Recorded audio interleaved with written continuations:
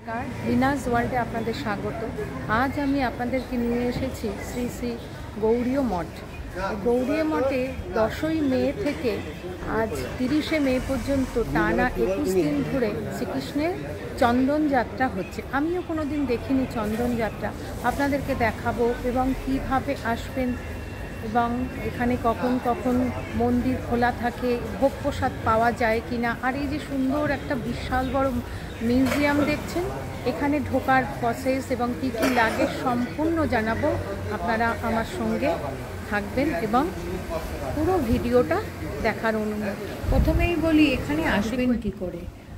যে কোনো বাসে করে শ্যামবাজার পাঁচমাথার মোড়ে নেবে, ওখান থেকে এই দেখুন একটু এগিয়েই বাটা দেখতে পাচ্ছেন। এই বাটার ঠিক অপোজিটে এই বিবেকানন্দর স্ট্যাচুর ঠিক পাশে অটো থাকে। অটো আপনাকে 10 টাকা নেবে, গিরিশ মঞ্চের এইখানটাতে নামিয়ে দেবে। এই গিরিশ মঞ্চের টিকিট কাউন্টারের অপোজিটে গৌড়ীয় মঠের প্রবেশদ্বার দেখতে পাচ্ছেন। চলুন ভেতরে প্রবেশ করি। এটাই হচ্ছে গৌড়ীয় মঠ বা গৌড়ীয় মিশন। এই যে গেটটা দেখছেন, এই গেটটা সবসময় বন্ধ থাকে। পাশে আরও একটা গেট আছে, চলুন ওটা দিয়ে প্রবেশ করতে হবে। মহারাজ ইন্দ্রধনুকে একদিন রাত্রে মহাপ্রভু জগন্নাথ দেব আদেশ দিলেন যে এই তীব্র গরমে আমার শরীর জ্বালাপোড়া করছে, তুমি মলয়জ চন্দনের প্রলেপ লাগিয়ে আমার শরীর ঠান্ডা করো। রাজা সেই মতন মলয়জ চন্দন নিয়ে 21 দিন ধরে তাকে প্রলেপ লাগিয়ে ঠান্ডা করত। এই যে 21 দিন ব্যাপী যাত্রাটাকে চন্দন মহোৎসব বলা হয়। এটা অক্ষয় তৃতীয়া থেকে টানা 21 দিন হয়। পাশে এই যে গেটটা দেখছেন, এই গেটটা দিয়ে ভেতরে প্রবেশ করতে হবে। চলুন আমরা ভেতরে প্রবেশ করি। দেখতে পাচ্ছেন জুতো এখানেই খুলে রাখতে হবে। আর এই দেখুন ডান দিকে দেওয়ালের পাঁচিলের গায়ে মহাপ্রভু চৈতন্যদেবের জীবন কাহিনী বর্ণনা করা আছে। আর এই যে সামনে বিশাল বড় বিল্ডিং দেখছেন, এটা হচ্ছে শ্রী চৈতন্য মহাপ্রভু মিউজিয়াম। এর ওপরই একটা ভিডিও আমার খুব শিগগিরই আসছে, আপনারা অতি অবশ্যই দেখে নেবেন। এই বাঁ দিকে গেলে হচ্ছে মহাপ্রভুর মন্দির। আর এই যে সামনে দেখছেন সবাই ভিড় করে রয়েছে, ওখান থেকে টিকিট কাটতে হয়। মিউজিয়ামে যাওয়ারও হোক বা যদি আপনারা এখান থেকে ভোগ প্রসাদ খেতে চান তারও, আপনাদেরকে পরে বলছি ওটা। এই যে বাঁ দিকে দেখছেন, ইনি হচ্ছেন শিলা জগবন্ধু যে ভক্তিরঞ্জন প্রভুর একটি মূর্তি, যিনি এই জমিটা গৌড়ীয় মিশনকে দান করেছিলেন। আর এইখানে লেখা আছে এই গৌড়ীয় মিশনে কি কি আছে।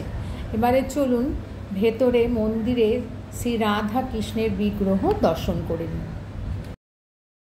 প্রতি বছরই উত্তর কলিকাতার বাগবাজারের এই গৌড়ীয় মঠে রাধা মাধবের চন্দন যাত্রা উৎসব পালিত হয়। এবারও প্রতিদিন রাধা কৃষ্ণকে চন্দন ও ফুলের সাজে নতুন নতুন সাজে সাজানো হয়েছে।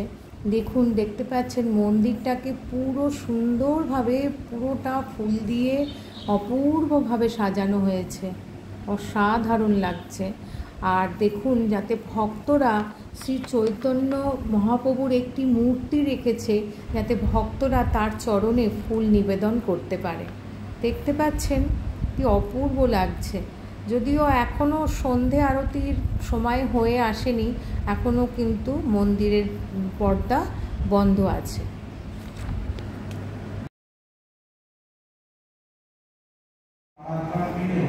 আর মন্দিরের গর্ভগৃহের ঠিক অপোজিটে এই নাট মন্দিরে দেখুন পাঠ হচ্ছে।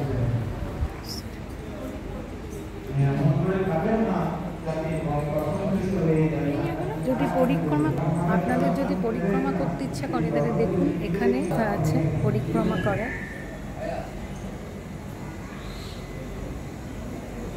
দেখতে পাচ্ছেন সুদীর্ঘ পথ এবং সুন্দর নিট অ্যান্ড ক্লিন, পরিষ্কার পরিচ্ছন্ন।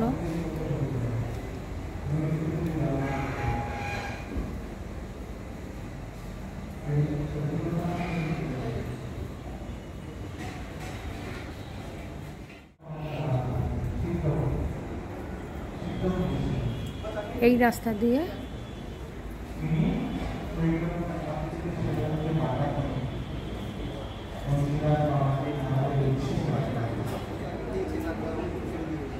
দেখতে পাচ্ছেন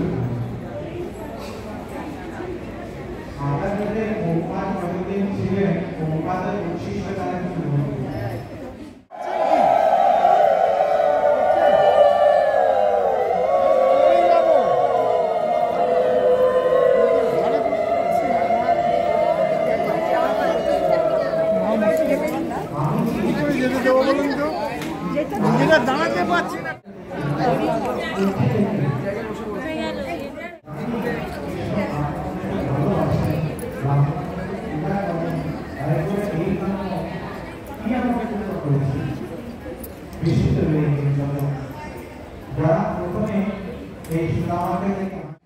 আচ্ছা, এবার বলি, আপনারা যদি এখানে দুপুরে ভোগ প্রসাদ গ্রহণ করতে চান তাহলে এখানে 12:30টার মধ্যে এসে টিকিট কাটতে হবে এবং টিকিট মূল্য হচ্ছে 90 টাকা।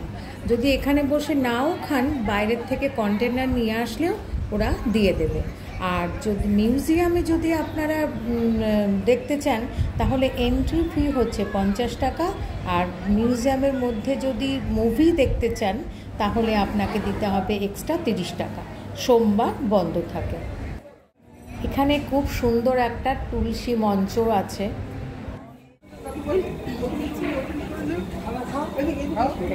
এখানে সমস্ত ভক্তদের জন্য শরবত দেওয়া হচ্ছে। আমিও এক গ্লাস নিলাম, খুব ভালো লাগলো।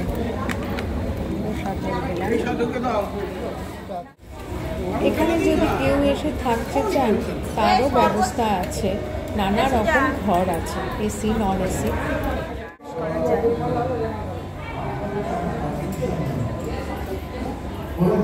আচ্ছা, এখান থেকেও একটা দরজা আছে যেখান থেকে আপনারা নাট মন্দিরে প্রবেশ করতে পারবেন। নাট মন্দিরে এখন পাঠ হচ্ছে, আর এখান থেকে দেখুন অপূর্ব বদ্ধের বিগ্রহ এখান থেকে দেখা যাচ্ছে।